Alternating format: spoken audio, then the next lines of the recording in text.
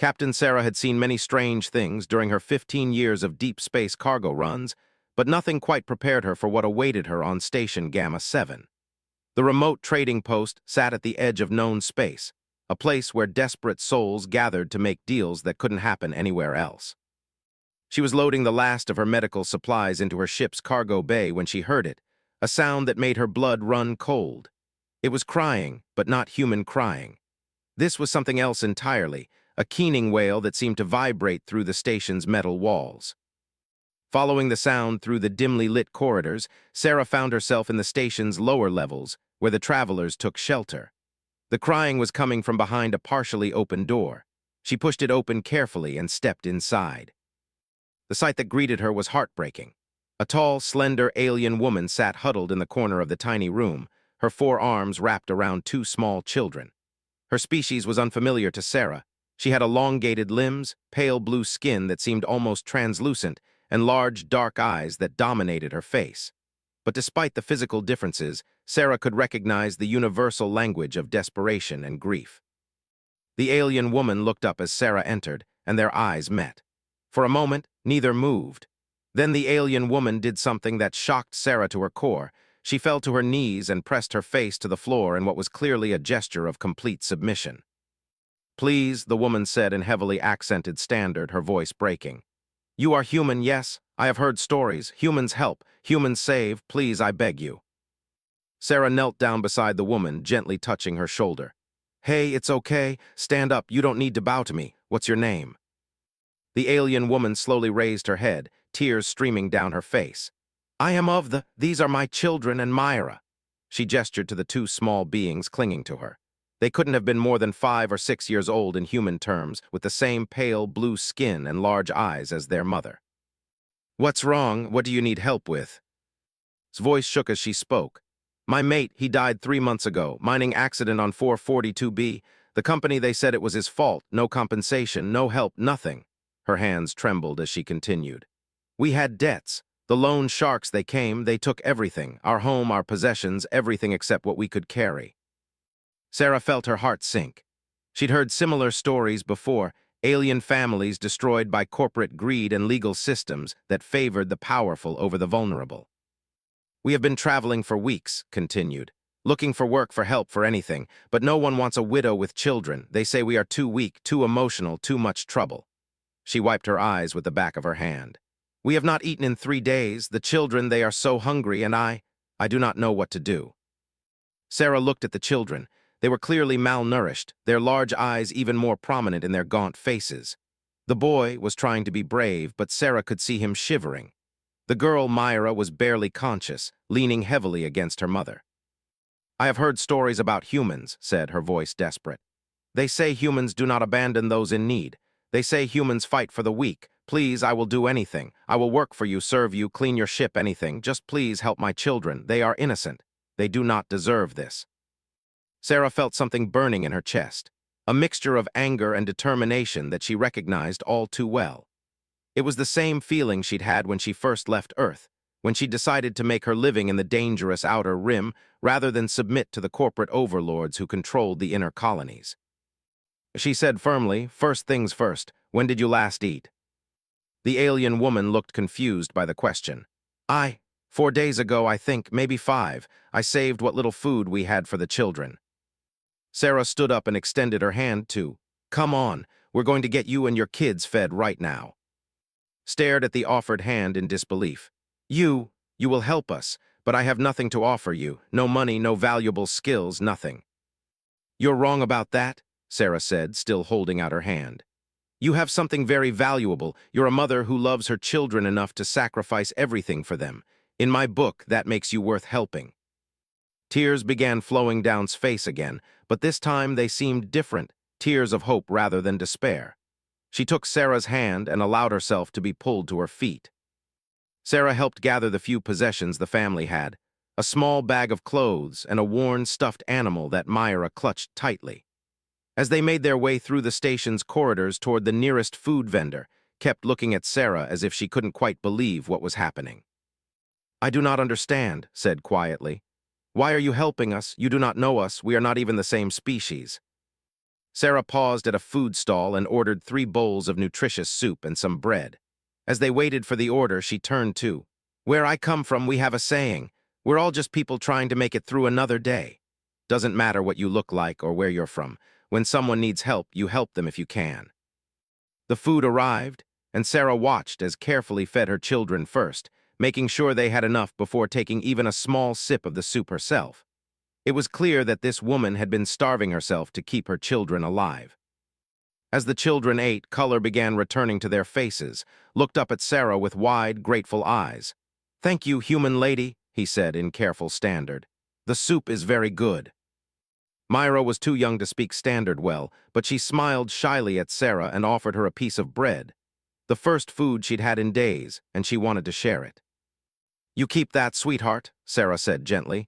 "You need it more than I do." After the meal, Sarah found herself facing a decision that would change her life. She looked at this small alien family, a widow and 2 young children who had lost everything through no fault of their own. She thought about the stories she'd heard about her own species, about how humans were known throughout the galaxy for their stubborn refusal to abandon those in need. She said, "I want you to listen to me carefully. I'm not going to leave you here on this station to starve. But I need to know, are you willing to trust me completely? Because where I'm planning to take you, it's going to be dangerous, and you're going to have to be brave." Didn't hesitate. "I trust you," she said firmly. "Whatever you think is best for my children, I will do it." Sarah nodded. "Good, because we're going to my ship, and then we're going to do something that's probably going to make us a lot of enemies." "What do you mean?" asked, confusion evident in her voice. Sarah's expression hardened. "I mean we're going to go back to 442B, and we're going to make the company that killed your husband pay for what they did to your family." Eyes widened. "But that is impossible. They are too powerful. They have lawyers, security forces, government connections. We cannot fight them." "Maybe you can't," Sarah said with a grim smile.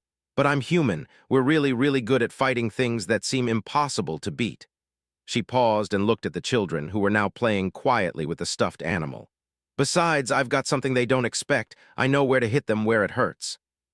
As they made their way to Sarah's ship, found herself believing something she thought was impossible. That maybe, just maybe, there was hope for her and her children after all.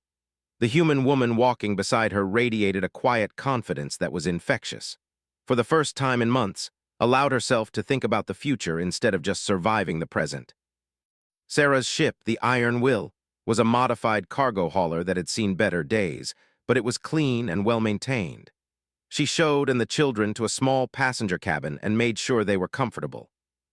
"Get some rest," Sarah told them. "We've got a long journey ahead of us and you're going to need your strength." As tucked her children into their beds, she looked up at Sarah.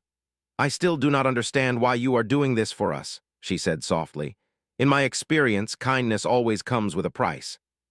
Sarah was quiet for a moment, then she spoke. "You know what the difference is between humans and most other species? We're stubborn as hell and we've got really long memories. When someone hurts the innocent, especially children, we don't just get mad, we get even. And we never, ever give up." She paused at the cabin door. "Your husband died because some corporate executive decided that safety equipment was too expensive and worker lives were expendable. Your children are starving because that same executive decided your family didn't deserve compensation. That makes me angry. And when humans get angry about injustice, we tend to do something about it." As the ship launched from Station Gamma 7 and entered hyperspace, held her sleeping children and tried to process everything that had happened. In the span of a few hours, her life had gone from hopeless to, well, she wasn't sure what it had become, but it was definitely no longer hopeless. The human woman, Sarah, had not only fed them and given them shelter, but she was also apparently planning to take on a major mining corporation on their behalf.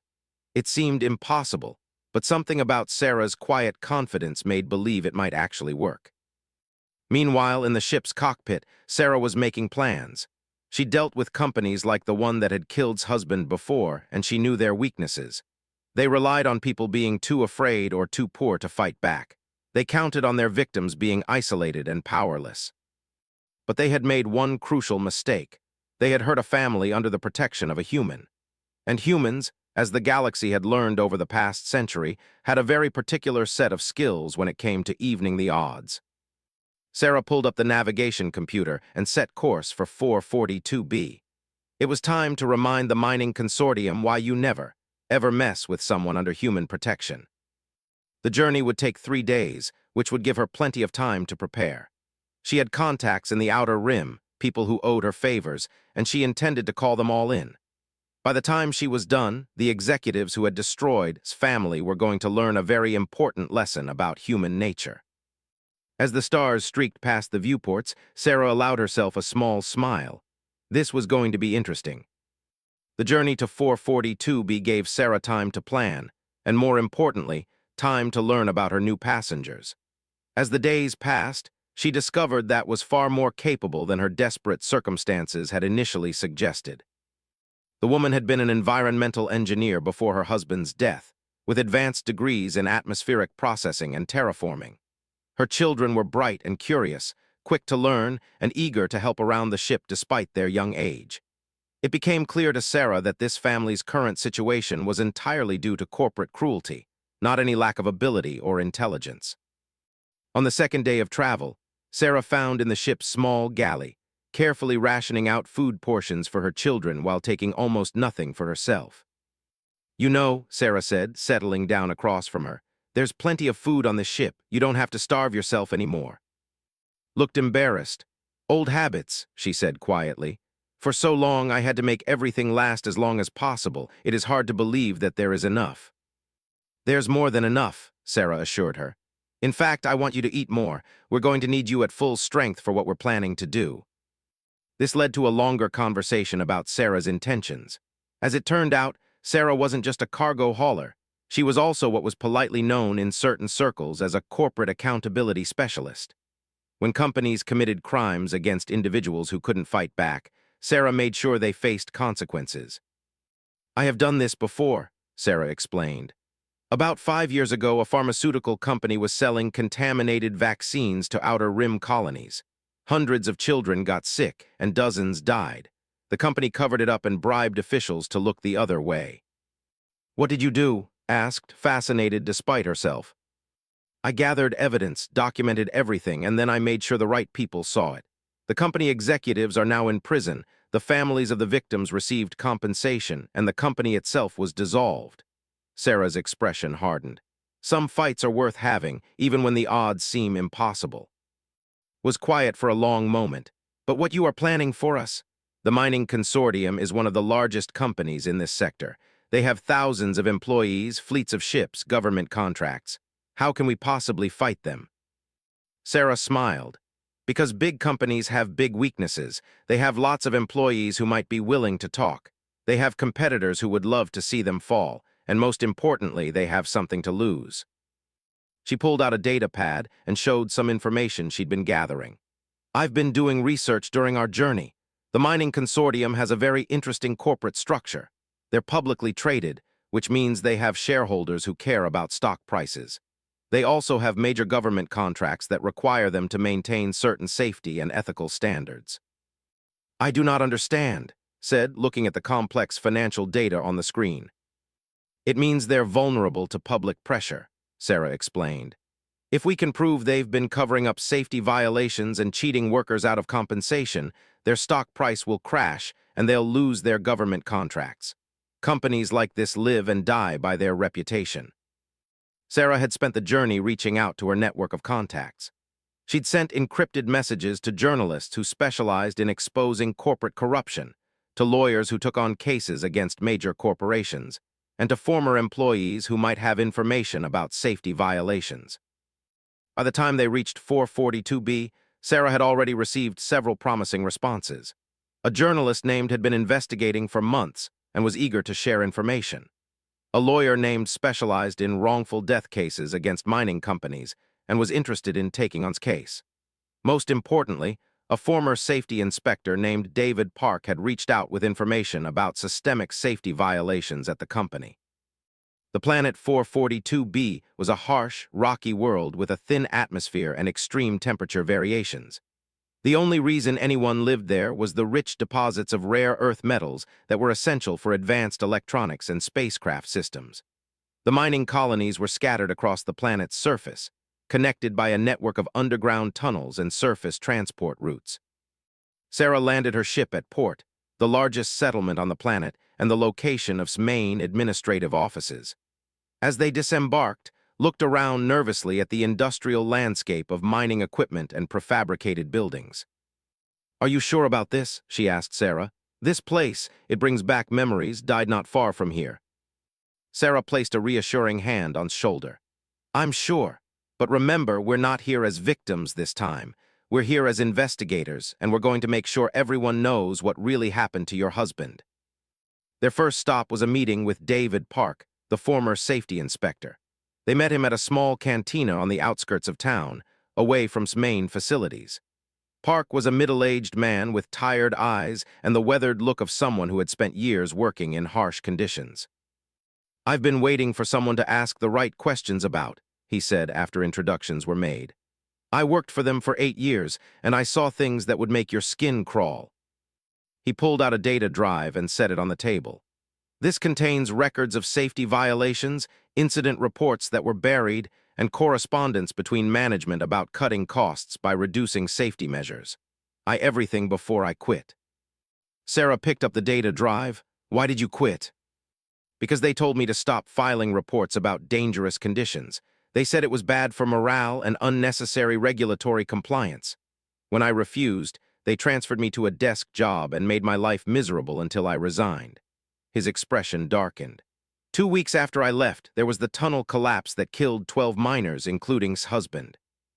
Gasped, "You knew?" "I knew all the miners in that section," Park said sadly. "I had filed 17 separate safety reports about unstable tunnel supports in that area over the course of 6 months. Management ignored every single one. They said fixing the problem would require shutting down the tunnel for 3 weeks and cost too much money." The data on Park's drive was explosive.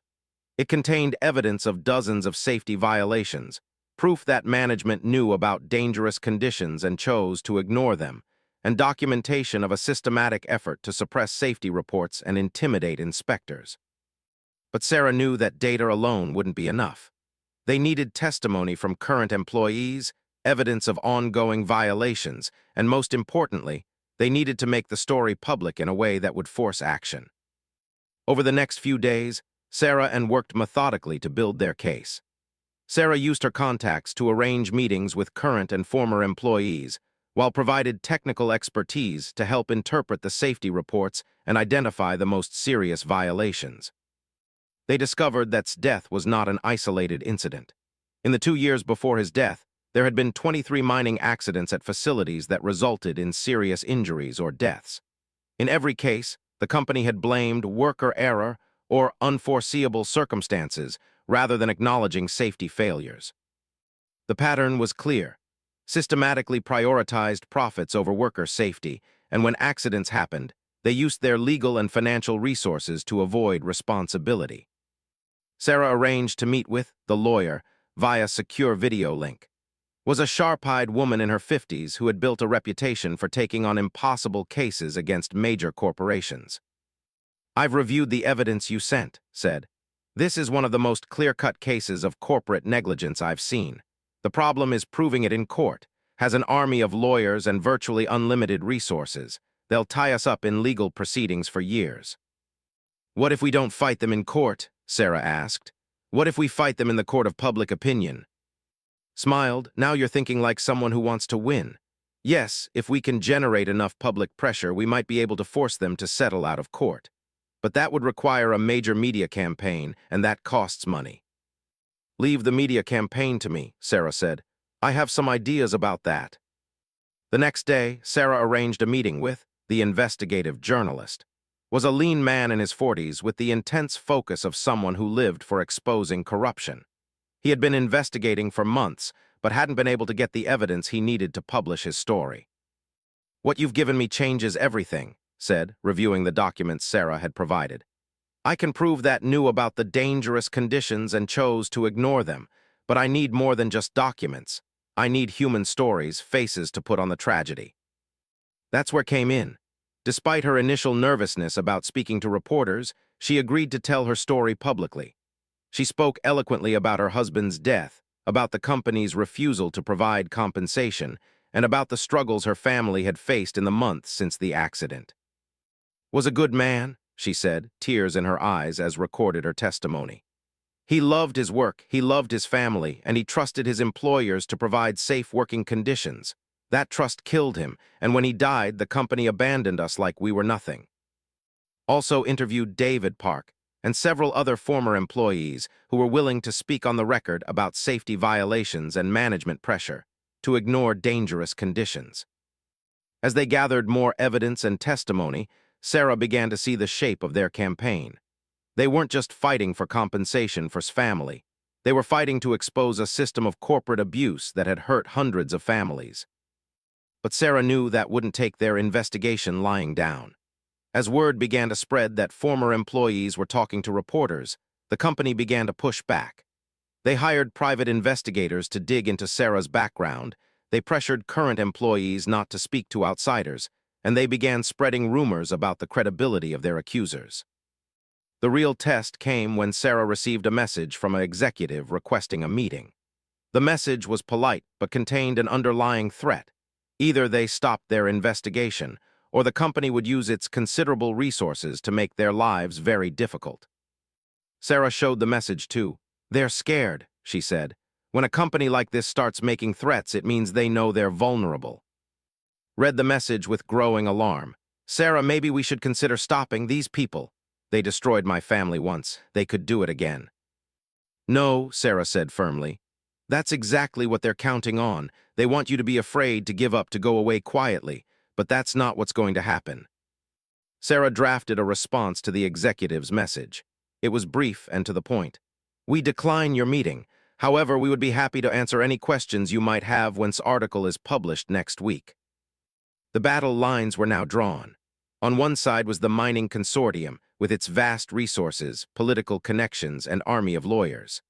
On the other side was a human cargo hauler, an alien widow, 2 young children, and a handful of allies who believed that justice was more important than profit.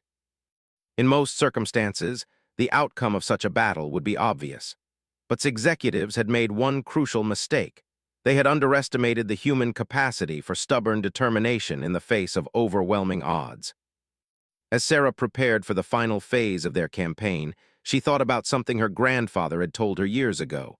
The bigger they are, the harder they fall, and sometimes all it takes is one person willing to push. Tomorrow's article would be published simultaneously by news outlets across the galaxy. The evidence they had gathered would be made public, and the court of public opinion would render its verdict on the mining consortium. Sarah looked out at the mining facility in the distance, where had died and where hundreds of other workers continued to labor under dangerous conditions. Soon, she thought, things would be different.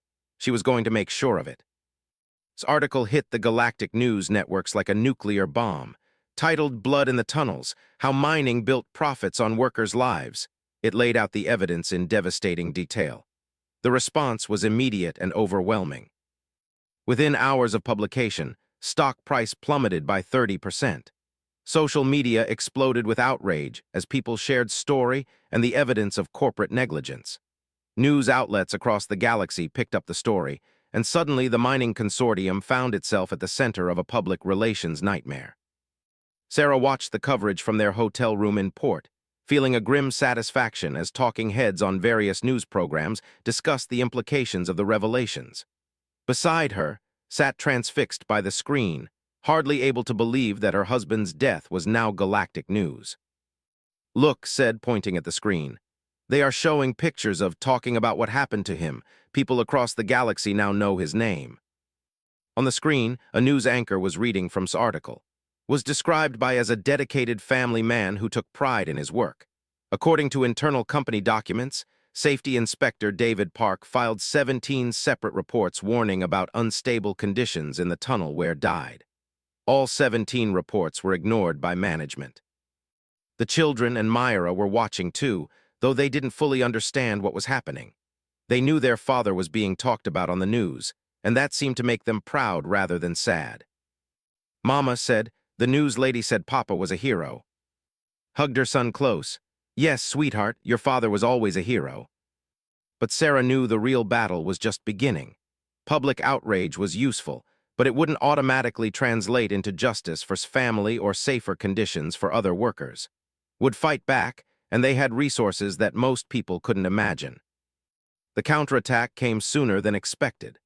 Within 24 hours of the article's publication, had hired one of the galaxy's most prestigious public relations firms and launched a comprehensive media campaign to discredit the investigation.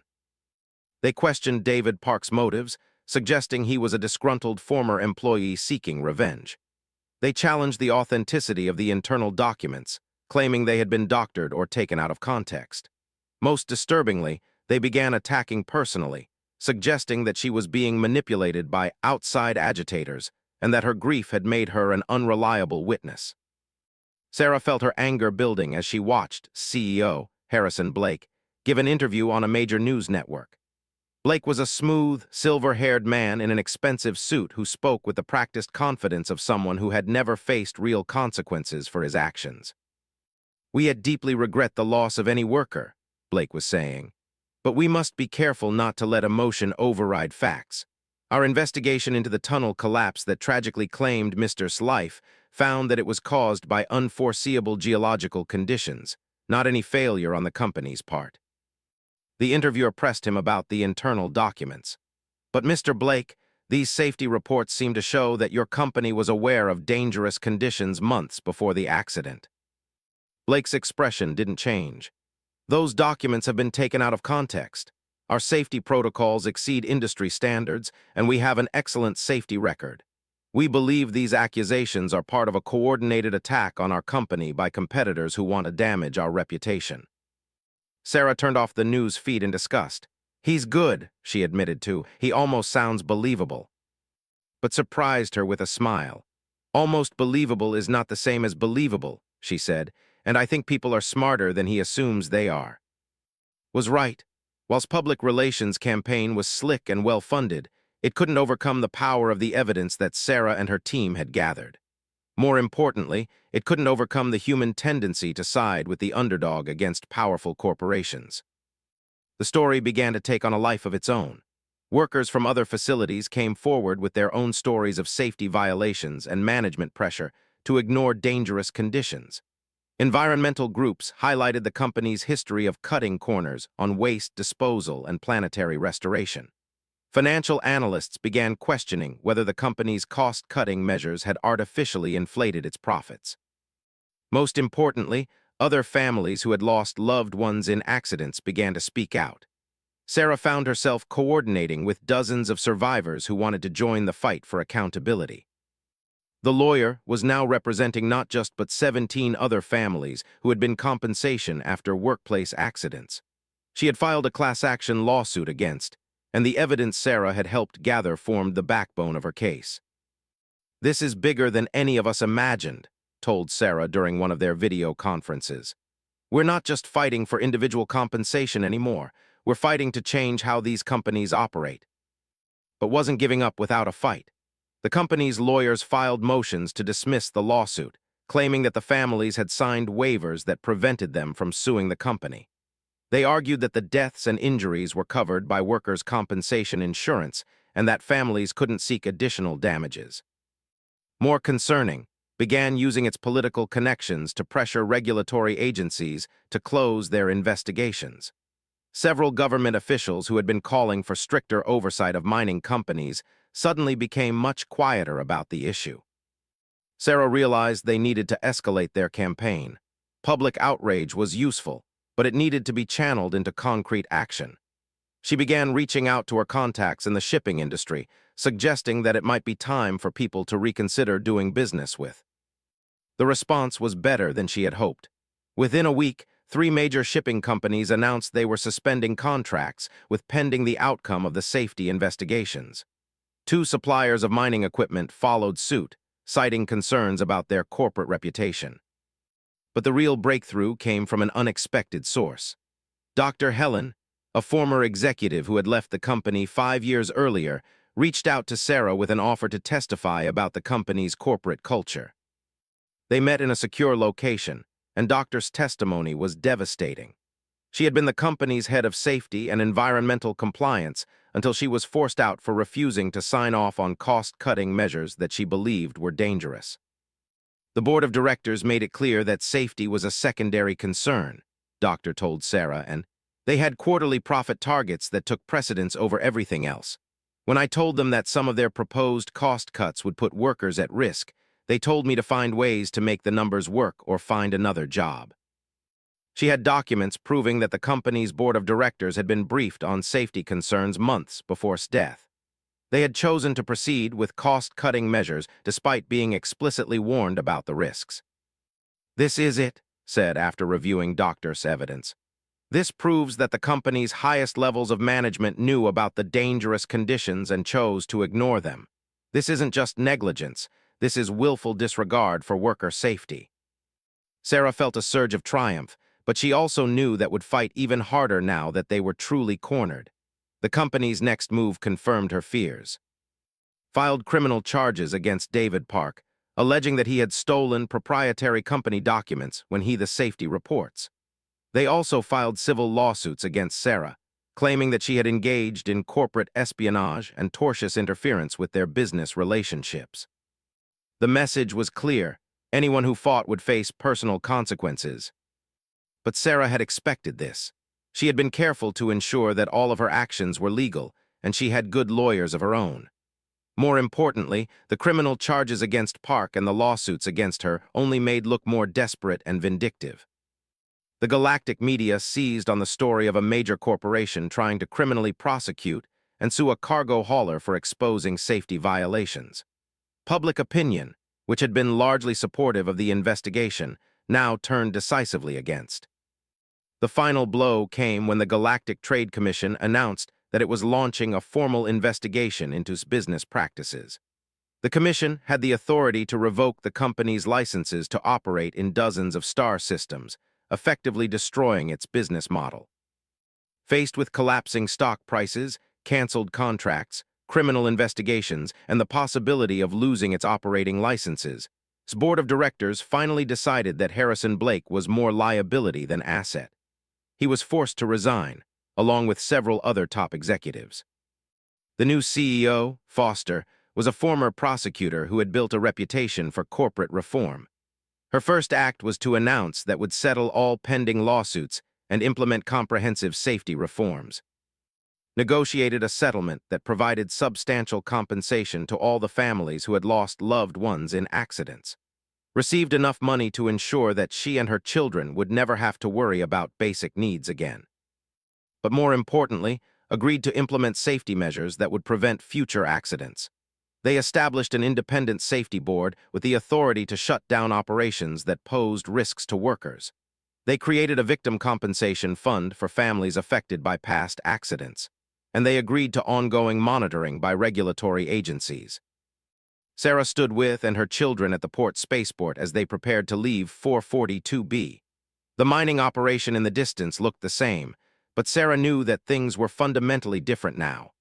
Workers in those tunnels would have safer conditions, better equipment, and the knowledge that someone was watching out for their welfare. "Where will you go now?" Sarah asked. "I have been offered a position with the new safety board," replied. "They want someone with my technical background to help design the new safety protocols. It feels right, using my skills to make sure other families do not suffer as mine did." And Myra were excited about the prospect of returning to school and having a real home again. They had been through more hardship than any children should face, but they were resilient and hopeful about the future. Sarah said, "I still do not fully understand why you helped us. You risked everything for strangers." Sarah smiled. "Remember what I told you on that first day? We're all just people trying to make it through another day. Your husband died because powerful people decided that profits were more important than lives. That's wrong, and when something is wrong, you fight to make it right." She paused, looking out at the mining facility. "Besides, I learned something from all this. Individual humans might not be able to fight major corporations alone, but we're not alone. When we stand together, when we refuse to let injustice pass unchallenged, we can move mountains." As family boarded their transport to their new home, Sarah reflected on the past few weeks. They had taken on one of the most powerful corporations in the galaxy and won. Not just one, but forced meaningful change that would protect thousands of workers in the future. The victory had come at a cost. Sarah had made powerful enemies, and she would probably face retaliation in various forms for years to come. But she had also gained something valuable, the knowledge that when humans decided to fight for justice, they could accomplish things that seemed impossible. Follow-up articles chronicled the broader changes that resulted from the investigation. Other mining companies, fearing similar exposure, began voluntarily implementing stronger safety measures. Regulatory agencies strengthened their oversight procedures, and families who had been compensation for workplace accidents found that companies were now more willing to settle claims fairly. The case became a model for how to hold powerful corporations accountable for their actions. Law schools studied Sarah's investigation techniques. Business schools used the company's downfall as a case study in the importance of ethical leadership. And throughout the galaxy, workers in dangerous industries knew that there were people willing to fight for their rights. Sarah returned to her cargo runs, but she found that her reputation had changed. She began receiving messages from families facing situations similar to us, asking for help in fighting corporate abuse. Some cases she took on directly, others she referred to lawyers and journalists who could handle them properly. She had found her calling, and it felt right. In a galaxy where powerful corporations often seemed untouchable, Sarah had proven that they could be held accountable. All it took was determination, careful planning, and the willingness to stand up for what was right. The story of the starving alien widow who begged a human to save her children had become something larger, a story about the power of ordinary individuals to create extraordinary change when they refuse to accept injustice.